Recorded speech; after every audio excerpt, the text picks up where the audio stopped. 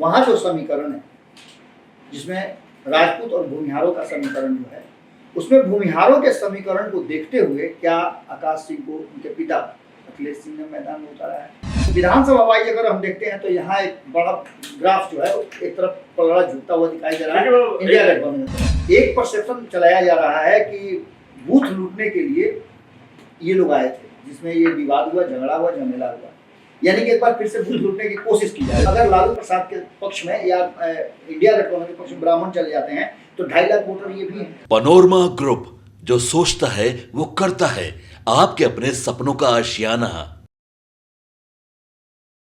नमस्कार, आप देख रहे हैं भारत लाइव। आज हम बात करेंगे भीतर की बात। भीतर की बात में हम लोग पर्दे के पीछे की बात करते हैं और बात करेंगे महाराजगंज सीट का।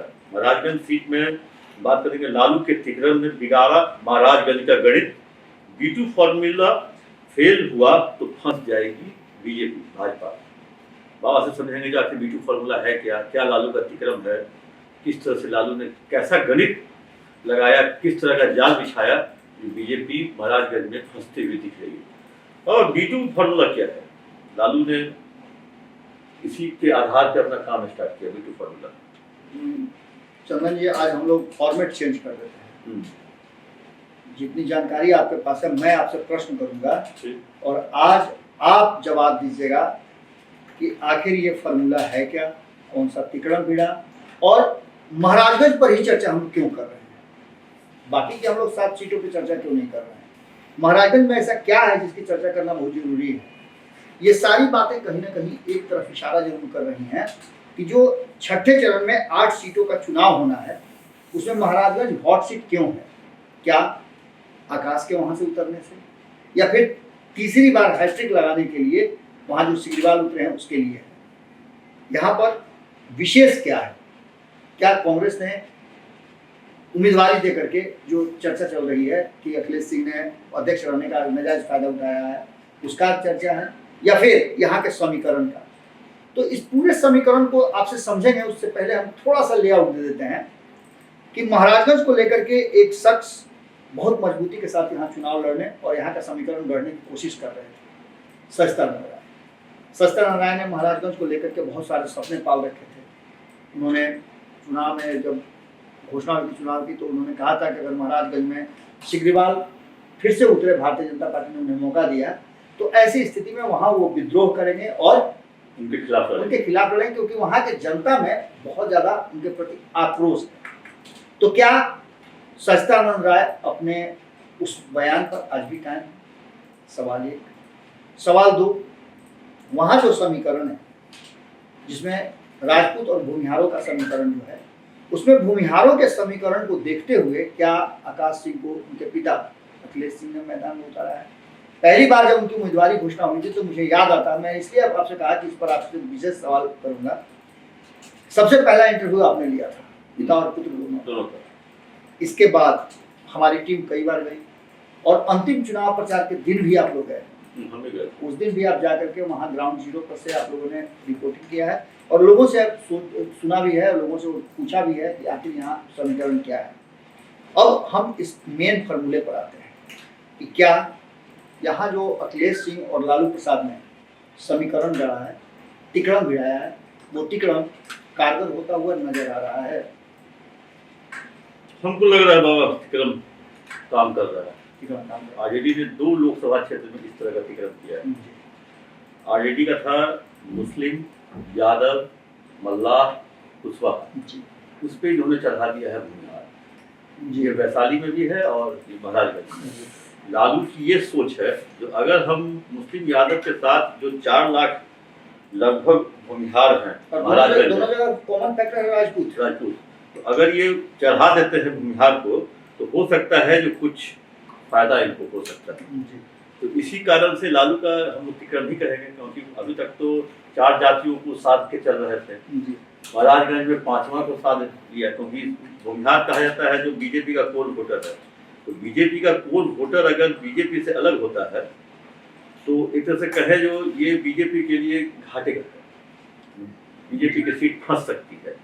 क्योंकि जातीय समीकरण की बात आप करना चाहेंगे। जातीय समीकरण से पहले मैं 2 चीजें आपसे पूछना चाहूंगा। कि ये जो लोकसभा है इसमें 6 विधानसभा, 6 विधानसभा में जो वर्तमान परिस्थिति बनी है उसमें 2 भाजपा, 2 आरजेडी, 1 कांग्रेस और 1 सीपीआई, यानी कि नक्सल में इसको देखते हैं हम एनडीए और इंडिया गठबंधन के तुलना में अगर देखते हैं उस पटरी पर रखते हैं हम उस पर, तो कहीं ना कहीं गठबंधन जो है वो ऊपर हो जाता है, क्योंकि 2 ही सीट एनडीए के पास रहती है और जी, और राष्ट्रीय जनता दल, कांग्रेस और सीपीआई एमएल के पास दोनों के पास 1 सीट है और आरजेडी के पास 2 सीट, यानी 2 के मुकाबले 4 है। तो यहाँ भी समीकरण कहीं ना कहीं लालू प्रसाद और आकाश सिंह के फेवर में जाता हुआ है। इसको आप कैसे देख रहे हैं? क्या आपको लगता है कि एकमा से दोनों जो राष्ट्रीय जनता दल के वहाँ के विधायक हैं वो सपोर्ट करेंगे? कांग्रेस का तो मान लीजिए कि चलिए महाराजगंज के विधायक हैं तो वहाँ सपोर्ट करेंगे, क्या सीपीआई एमएल भी मांझी से सपोर्ट करेगी? हाँ, तो सीपीआई के साथ तो गठबंधन है तो सपोर्ट तो करेगा ही, क्योंकि आरजेडी ने उनको सीट दिया है लोकसभा का, कई सीटें दी हैं, चाहे वो काराकाट हो, चाहे वो खगड़िया हो, ये सब जगहों पे। तो इसलिए जो लेफ्ट है, लेफ्ट तो समझिए जो 2020 में उसकी बल्ले बल्ले हो गई। जो विधानसभा लड़ा और जो इतनी सीटें आई उनको, आपको लगता है 16 या 19 16 सीटें पूरे लेफ्ट के साथ, सीपीआई एम, सीपीआई एमएल सब 12-2-2 है। हाँ, 12-2-2 है। तो वैसी स्थिति में सब ये जो लेफ्ट फिर जिंदा हो गया है बिहार जी, जहाँ लेफ्ट को कोई नहीं पूछने वाला था, तो लेफ्ट तो साथ है ही। सबसे मजेदार चीज है बीजेपी के कोर वोटर जो है उसका यूज कर रहे हैं लालू जी। वो चाह रहे हैं जो बीजेपी का कोर वोटर जो भूमिहार है जी, जो बीजेपी से अलग नहीं हुआ, उन्होंने भूमिहार कैंडिडेट दे दिया और वो बीजेपी का कोर वोटर बीजेपी के ही खिलाफ यूज कर रहा है जी। ये लालू का तिक्रम है जी। अब तक का समीकरण जो रहा है उसमें सवर्ण जो है वो वोट करते रहे भारतीय जनता पार्टी की तरफ, क्योंकि यहाँ लड़ाई में कुछ और ही कहानी होती थी, राजपूत बनाम राजपूत की लड़ाई होती थी। हमने एक चर्चा में पहले भी कहा था कि यहाँ से राजपूतों की संख्या अच्छी खासी रही है जो वहाँ के सांसद रहे हैं, माने मिनी चित्तौड़गढ़ भी इसको हम लोग कह रहे थे। इसकी चर्चा आपको याद होगा कि जब हम लोगों ने 8 सीटों की चर्चा की थी तो इसकी चर्चा हम लोगों ने की थी। तो विधानसभा वाइज अगर हम देखते हैं तो यहाँ एक बड़ा ग्राफ जो है एक तरफ पलड़ा झुकता हुआ दिखाई दे रहा है इंडिया गठबंधन की तरफ, क्योंकि है जो मतलब कहिए जो 80 के दशक में कांग्रेस जिस समय राज करती थी बिहार में या देश में, तो बीजेपी में कांग्रेस के कोर वोटर थे ब्राह्मण भूमिहार जी, या अभी इसे इनकार नहीं कीजिएगा। और इस बार कांग्रेस ने भूमिहार कैंडिडेट दिया है जी। तो क्या बीजेपी, क्या कांग्रेस के कोर वोटर जो पुराने जमाने के थे, क्या वो लौट कर आएगी कांग्रेस की तरफ? अगर वो लौट के आती है आरजेडी के इस तिक्रम के कारण, तो बीजेपी के लिए परेशानी हो सकती है केजरीवाल के लिए। आपको याद होगा जब चिराग पासवान अलग हुए थे, यहाँ चिराग पासवान की चर्चा मैं इसलिए कर रहा हूँ, कुछ समीकरण तक हम लोग बात कर रहे हैं कि कांग्रेस के कोर वोटर की बात कर रहे हैं। तो कांग्रेस का कोर वोटर आपने जैसे कि बताया भूमिहार और ब्राह्मण तो थे, लेकिन एक समाज और था, दलित समाज, जो कांग्रेस का कोर वोटर हुआ करता था और कांग्रेस को डाई हार्ड फैन था, मैंने आंख मूंद करके कांग्रेस को वोट करता था। वही समीकरण 2021 में जब पार्टी टूटी चिराग पासवान की, तो चिराग पासवान ने इसी दिशा में आशीर्वाद यात्रा जो शुरू किया था, उन्होंने शुरू किया था और ये कहा जाने लगा था कि कांग्रेस का जो कोर वोटर है उसे अपने पक्ष में करने के लिए चिराग पासवान ने एक नई रणनीति बनाई है, जिसमें आपने देखा होगा उन्होंने ब्राह्मण को अपना सिपाही सालार बनाया, प्रदेश अध्यक्ष बनाया, उसके बाद उन्होंने एक भूमिहार को हुलास पांडे उनको संसदीय बोर्ड का अध्यक्ष बनाया। खुद वो दलित समाज से आते हैं, अगल बगल में उनके आप देखिए ब्राह्मणों का, भूमिहार का, दलितों का एक अच्छा खासा हुजूम है। यही कारण है कि आपने देखा होगा कि भूमिहार समाज के लोगों ने विद्रोह नहीं किया, जब वो टिकट बांटे तो भूमिहार समाज के लोगों ने कम विद्रोह किया है, ब्राह्मण समाज के लोगों ने कम विद्रोह किया है, राजपूत समाज के लोगों ने विद्रोह किया है और कुशवाहा समाज के, कुर्मी समाज के, लौकू समाज के, जो आपको देखने में को मिला होगा वैशाली में या फिर खगड़िया, यही लोग वहाँ विरोध करें। खगड़िया में रेणु कुशवाहा के नेतृत्व में और सतीश कुमार के नेतृत्व में थोड़ा सा मामला जो गड़बड़ाया, क्योंकि वो भी टिकट के दावेदार थे, दोनों नहीं मिला। लेकिन यहाँ जो वैशाली में आपने देखा होगा कि वैशाली में जो राजपूत समाज की एक लॉबी थी, जिसमें कई नेता जो टिकट के दावेदार थे और महीनों से वो दिल्ली में डेरे डाले हुए थे, वो उसने प्रभावित किया। बिल्कुल भूमिहार ने विद्रोह किया जहानाबाद, अरुण कुमार जी, अरुण कुमार से एमपी भूमिहार, देखिए अरुण कुमार को तो पहले से उन्होंने स्पष्ट कर दिया था कि हम टिकट आपके पुत्र को विधानसभा में दे सकते हैं, ये तो यहाँ से क्लियर कट था। क्योंकि चर्चाएं इसी बात की चल रही थी। हमने भी कई बार पूछा कि क्या अरुण कुमार जी को टिकट मिलेगा, तो जहानाबाद हमको मिलेगा नहीं तो उनको टिकट नहीं मिलेगा। नवादा से आप देखें कि किस तरह का समीकरण बना, तो उनकी तो क्लियर थी। लेकिन वैशाली सीट मिलने के बाद भी अगर वीना सिंह को दे देते हैं तो वहां तो विद्रोह का कारण बनता है ना। अगर खगड़िया सीट मिल जाती है रेणु कुशवाहा उनकी पार्टी में, उसको नहीं देते तो विद्रोह का कारण बनता है। मैं इसकी बात कर रहा था। महाराजगंज में एक चीज बाबा और है, अगर ब्राह्मण और भूमिहार वोट में सेंधमारी अगर अखिलेश सिंह कर लेते जी तो बीजेपी के लिए मुश्किल है। अगर सेंधमारी बीजेपी रोक लेती है तो बीजेपी के लिए केक वॉक है। लेकिन यहाँ आपने सही कहा, यहाँ एक समीकरण आपको नजर आएगा कि यहाँ पर राजपूतों की संख्या अधिक है इसलिए राजपूत जीतते हैं, ये सब बातें हैं। लेकिन राजपूत अपने दम पर अपने बदौलत नहीं जीतते हैं, उनको सपोर्ट भूमिहारों का भी है। पहले सच्चिदानंद राय वहाँ सपोर्ट करते थे, वो उस समय बीजेपी के तो अभी भी लगता है झंडा ढोल रहे हैं। फिर से इन्होंने किया है, लेकिन इस बार के होने में और पिछली बार के होने में बहुत अंतर है। पिछली बार वो भारतीय जनता पार्टी में पूरे तन माने आत्मा, दिल, गुर्दा, फेफड़ा सब से थे। इस बार जो है वो नाराज होकर के, गुस्सा होकर के, निर्दलीय चुनाव लड़ करके, जीत करके, अपना टसन दिखा करके, ये कह करके कि महाराजगंज से अगर सिग्रीवाल को दीजिएगा तो हम हराएंगे, उसके बाद अगर सपोर्ट कर रहे हैं तो लेकिन किंतु परंतु तो सबके मन में आएगा ना। लेकिन बाबा इससे पहले नजर आए थे वो, आपको याद होगा अखिलेश सिंह और उनके बेटे के साथ जैसे ही नाम अनाउंस हुआ उससे तुरंत बाद नजर आए थे। हाँ, उसके नेक्स्ट डे ही नजर आए थे। लोग गए थे, किसी हवन में गए थे, किसी पूजा में गए थे। जी महाराज, लेकिन छपरा कांड का असर पड़ेगा। छपरा कांड में जिस तरह से राजपूतों की गोली से यादव की मौत हुई है, तो उसका महाराजगंज का ठीक बॉर्डर है, मतलब कहें बहुत सारे रास्ता होते हुए जाता है। वैसी स्थिति में यादव और मुस्लिम इस बार एग्रेसिव होकर वोट कर सकते हैं इसके रिटेलिएशन। इसमें हो गया जो पुलिस भी पहुंच गई लालू प्रसाद के घर, रोहिणी के बॉडीगार्ड को देखिए, रोहिणी के बॉडीगार्ड या कहे जो राबड़ी देवी का बॉडीगार्ड था जो उनके साथ उस दिन घूम रहा था, वो वहां से पटना के पुलिस ने एसएसपी ने उसको सस्पेंड भी कर दिया। ये सारी चीजें जा रही हैं मतलब लालू यादव के पक्ष में, ठीक है। मतलब उनकी बेटी बेइज्जती भी हुई, बदसलूकी भी उनके साथ हुई, उनके लोग भी मारे गए और कार्रवाई भी उन्हीं पे हो रही है। तो ये फैक्टर भी लगता है काम करेगा महाराज में, क्या मानते हैं? आप बिल्कुल सही कह रहे हैं कि ये फैक्टर काम करेगा और इस तरह की घटनाएं एक अरसे के बाद हुई है, कई दशक के बाद इस तरह की घटना को अंजाम दिया गया है कि चुनाव में किसी तरह की कोई हिंसा हुई। हालांकि चुनाव के बाद ये सब कुछ घटनाएं घटी, उसके चुनाव के दिन सामने शुरू हुआ। तीन तरह की हिंसा होती है, प्री पोल, पोस्ट पोल और जब पोल होता है विदिन पोल। जी, तो ये हो गया पोस्ट पोल की हिंसा।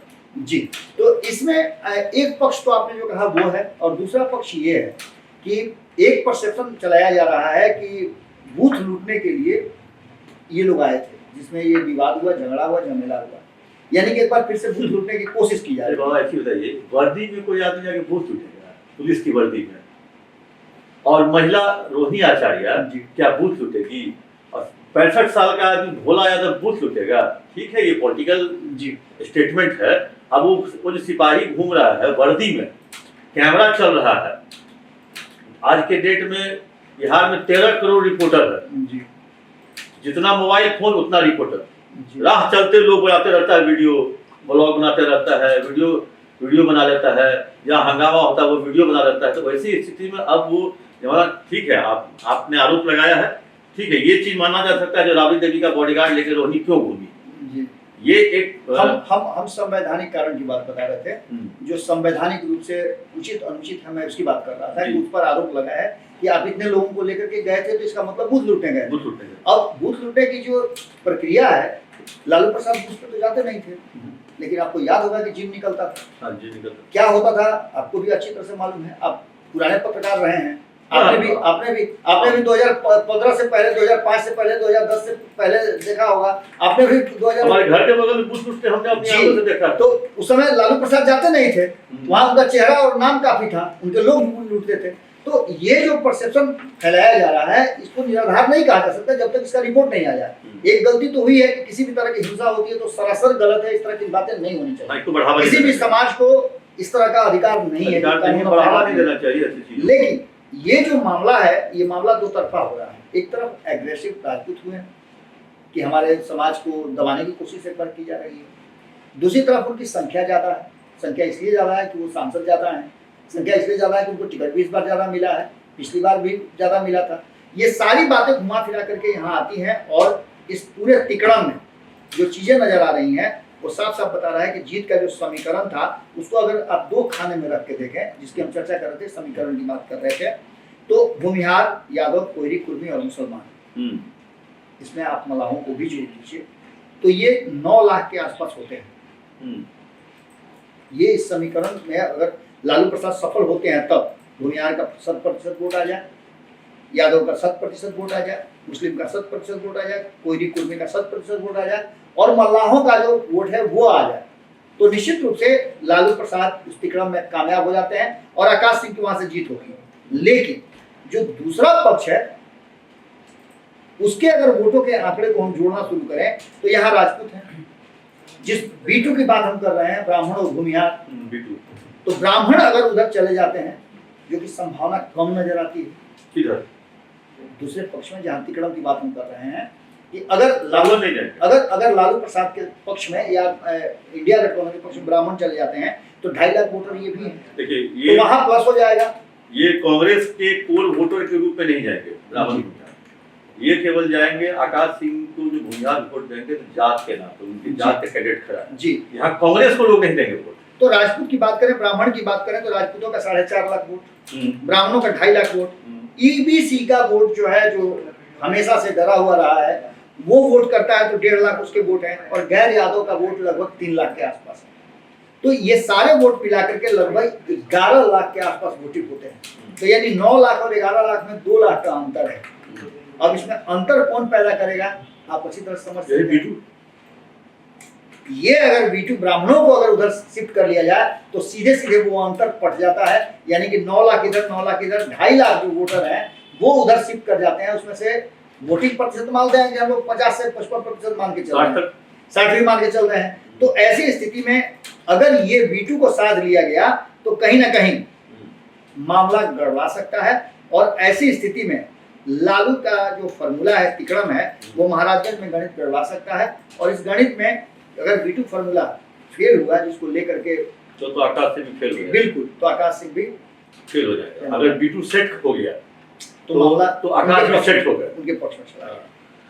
हम लोग अभी भीतर की बात में चर्चा कर रहे थे महाराजगंज सीट पर। अगर महाराजगंज सीट में अगर जो लालू ने जिस तरह से तिकड़म किया है या फॉर्मूला सेट किया है, जो मुस्लिम, यादव, मल्लाह, कुशवाहा के साथ अगर भूमिहार इनके साथ आ जाता है कैंडिडेट के नाम पर, भूमिहार कैंडिडेट के नाम पर, तो आकाश की बल्ले बल्ले। अगर नहीं आ पाता है, लालू का तिकड़म फेल करता है, तो आकाश फिर मझधार। लेकिन वो तो चलेगा 25 तारीख को, और 25 तारीख के बाद 4 तारीख को तो किस तरह का वोटिंग पैटर्न रहा, और वोटिंग पैटर्न 4 तारीख को हम लोग देखेंगे गणना के दिन। तब तक के लिए दीजिए इजाजत। आप देखते रहिए भारत लाइव। कैसा लगा यह कार्यक्रम अपना कमेंट बॉक्स में अगर कमेंट जरूर। पनोरमा ग्रुप, जो सोचता है वो करता है। अगर ये वीडियो पसंद आई और वह बिहार के राजनीति और बिहारियत से सरोकार रखेनी तो सब्सक्राइब बटन दबा के चैनल के सब्सक्राइब कर ली। ओजे एगो घंटी बा, ओकरा बटन दबा देला से कुल सटीक और मारक खबर रुआ मुफ्त में मिल जाई। अगर रुआ पत्रकारिता के हमनी के नया प्रयोग में सहयोग कर चाहतानी तो ज्वाइन बटन दबा दी। पेटीएम नंबर नोट कर ली 9386816700। धन्यवाद।